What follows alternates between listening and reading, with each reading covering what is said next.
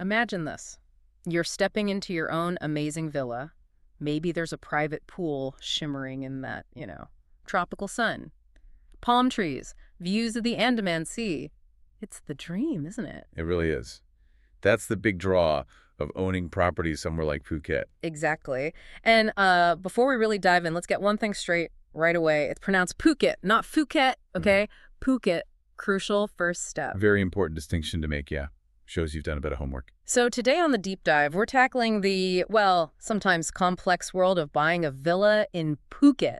And we're using some fantastic insights from a guide called Owning a Phuket Villa, Your Complete Guide. And the source here is really key. It's from Ocean Worldwide. Right. They're not just any agency. They're specialists in luxury residential real estate, based right there in Phuket since 2004. So decades of experience. Wow, since 2004, that's significant.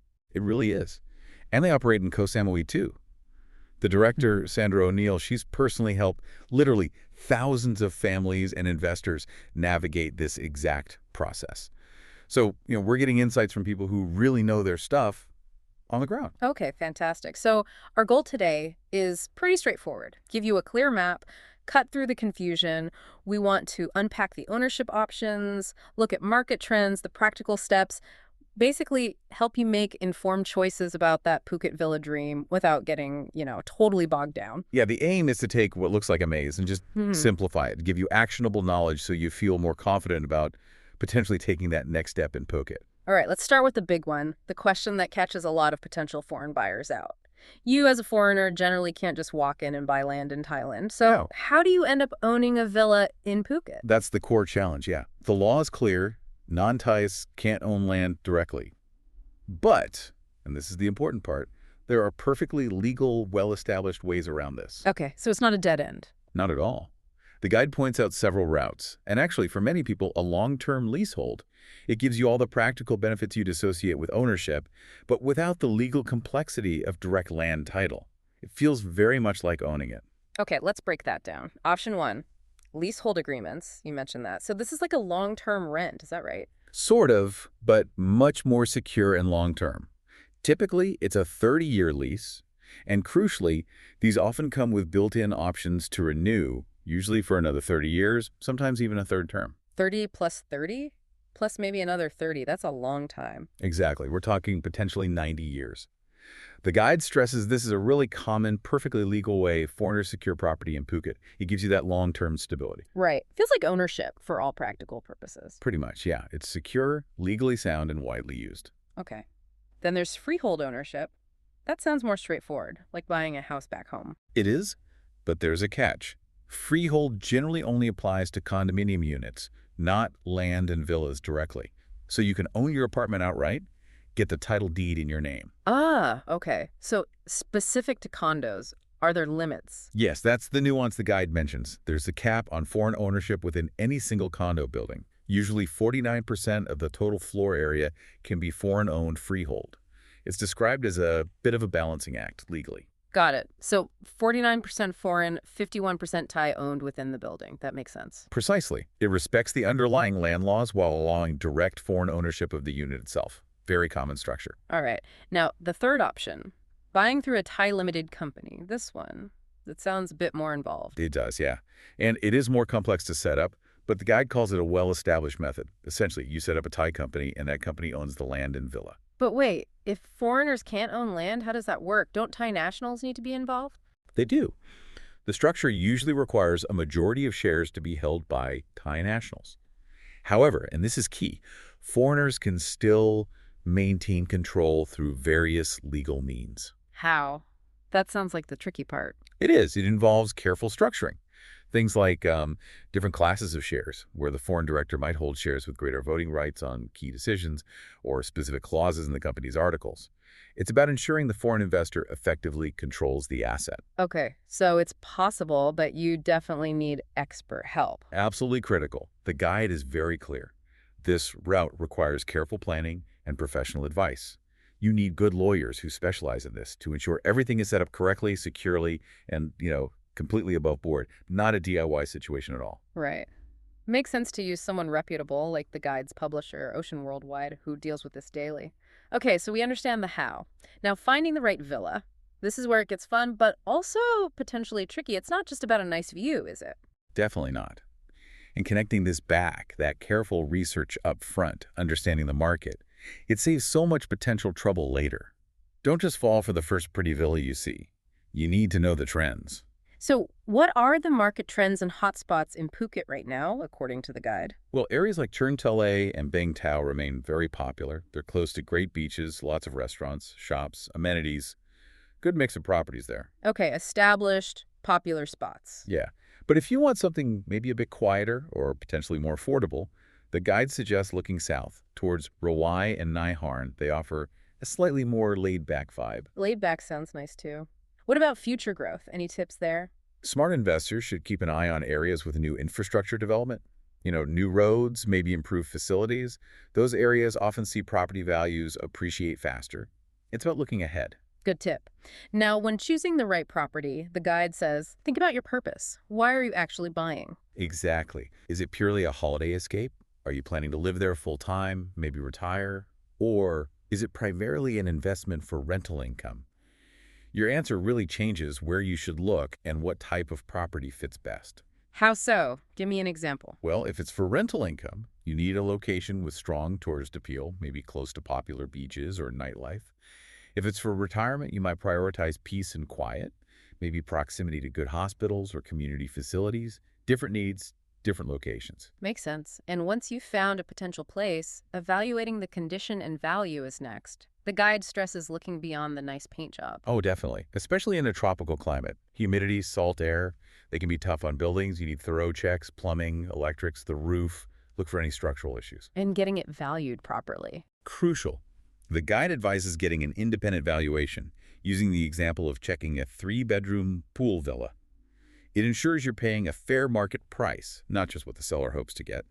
It protects you. It's easy to get swept up in the moment. Yeah. Find a place that looks stunning. But that independent check, both valuation and inspection, it's about making a sound investment, preventing costly surprises down the line. Absolutely. Okay, let's shift gears slightly to the investment angle. Phuket is famous for tourism. How does that play into rental yield opportunities for villa owners? Hugely. The island's strong tourism is the bedrock. Millions of visitors mean high demand for accommodation, especially villas, particularly in peak season. So owners can see really good occupancy rates. So it's not just a lifestyle purchase, it can actually pay for itself, or more. Potentially, yes. Yeah. The guide calls it a way to combine a lifestyle choice with a financial investment. You get your dream holiday home, and when you're not using it, it can generate income. It's a powerful combination. Which areas tend to be the most profitable for rentals? Does the guide specify? It does give some pointers. Areas like Bang Tao, Surin, and Kamala are mentioned as attracting families and luxury travelers so they can command higher rental rates. High-end returns are possible there. And what about other areas? Patong is mentioned for maybe a younger crowd or those on a tighter budget, but it's noted as having a different vibe, much busier, more nightlife-focused. The key, really, is matching the location and villa style to your target renter. Proximity to beaches, restaurants, attractions is usually vital. You need to check those Phuket property market trends for specific demand. Right. And to maximize returns, what are the must-haves? Well, the guide is pretty blunt. A private pool is almost a must-have for a rental villa in Phuket. It's what many tourists expect. Okay, pool is key. What else? Property condition is huge. A villa that looks fresh, modern, and is clearly well-maintained will always rent better and command higher prices than one that looks dated or tired. First impressions count. Makes sense. Any other ways to boost income? You could offer extra services, like airport pickups or arranging tours if you're willing to put in the extra effort. That can add value. But for more hands-off management and consistent bookings, the guide suggests considering a rental pool. What's a rental pool? It's usually where a resort or a professional management company handles everything: marketing, bookings, cleaning, maintenance for a portfolio of villas. You get regular income, less hassle, but you do share a percentage of the revenue with the management company. It's a trade-off. Okay, convenience versus potentially higher direct earnings if you manage it yourself. Got it. Now let's get into the practicalities. The actual steps, the money side, the people you need. It can seem a bit daunting. It can, but the guide breaks it down nicely with a step-by-step guide to buying. It starts, logically, with initial research and selection, defining your needs, budget, lifestyle goals. Standard stuff, what's next? Then comes due diligence, and the source calls this A big one. This is where you, or rather your lawyer, does the crucial checks. Like what, specifically? Verifying the title deed is paramount. Is it a proper Chinot title? That's the most secure type in Thailand, meaning the land is accurately surveyed and the ownership rights are clear.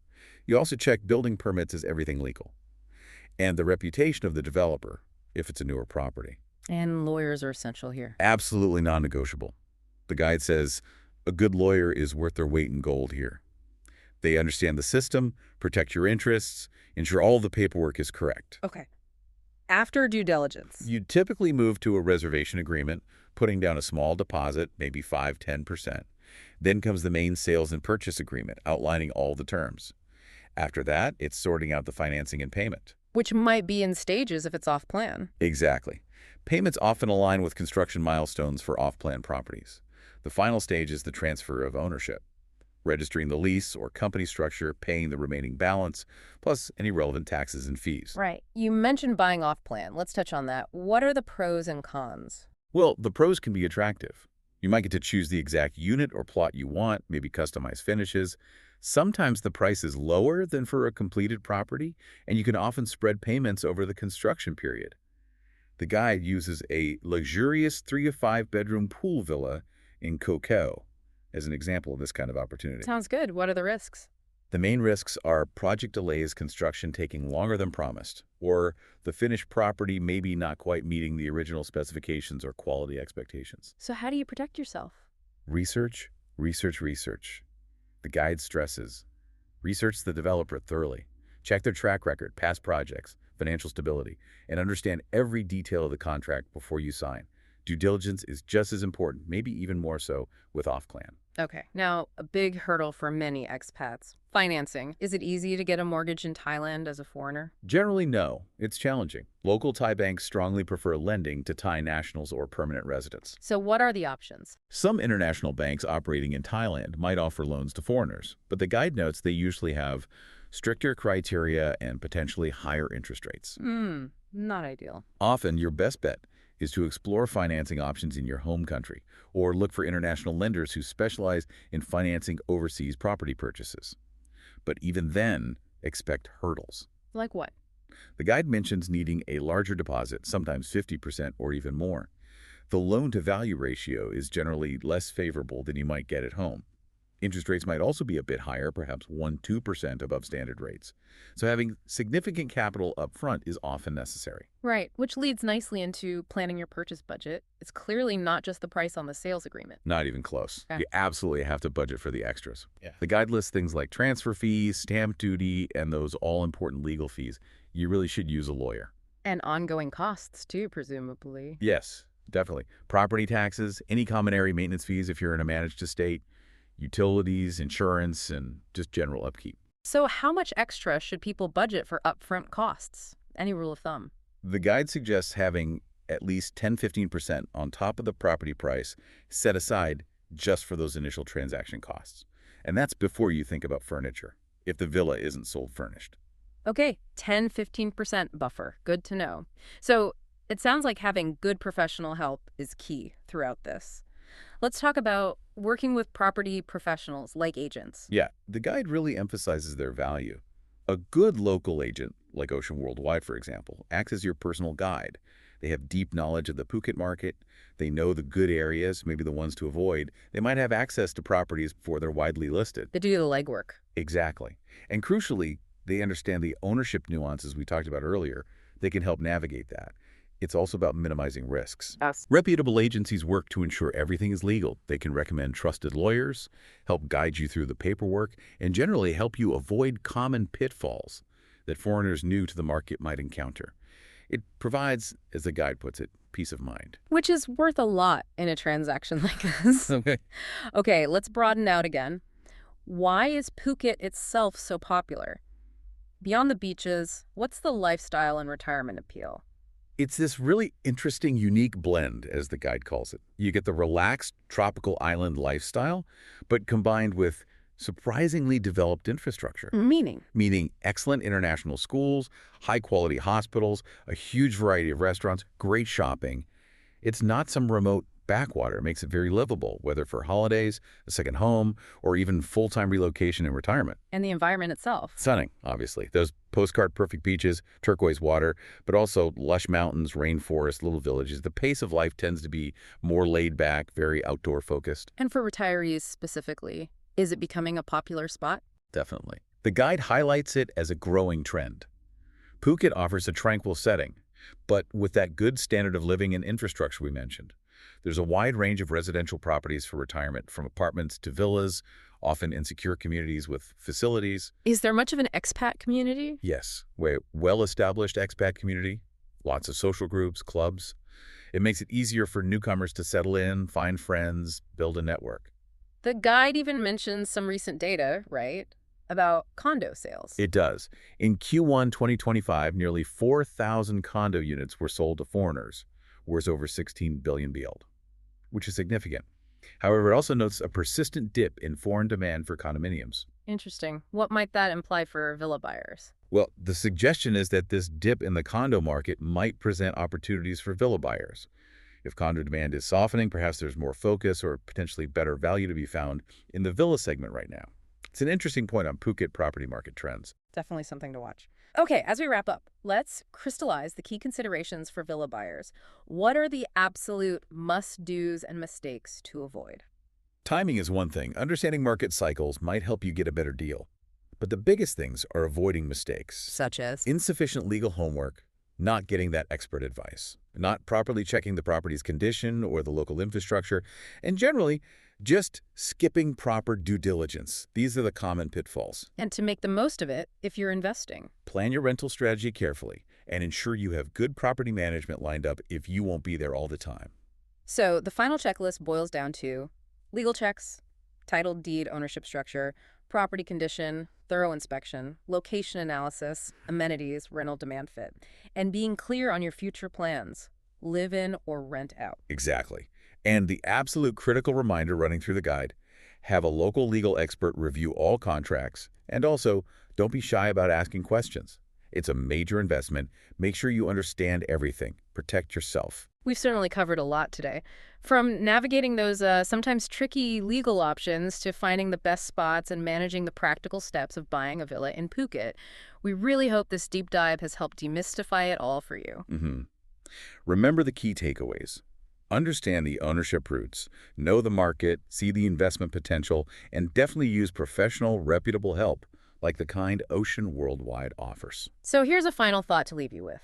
Given all these options, the beautiful setting, the strong tourism, how would your ideal Phuket villa perfectly balance being your personal escape hatch with being a smart, strategic investment? And maybe what overlooked detail of tropical living beyond the pool will you prioritize first? Something to ponder. Thanks for diving deep with us into the world of Phuket villas. Remember, it's Phuket. We hope this helps you on your journey to potentially finding your own slice of paradise.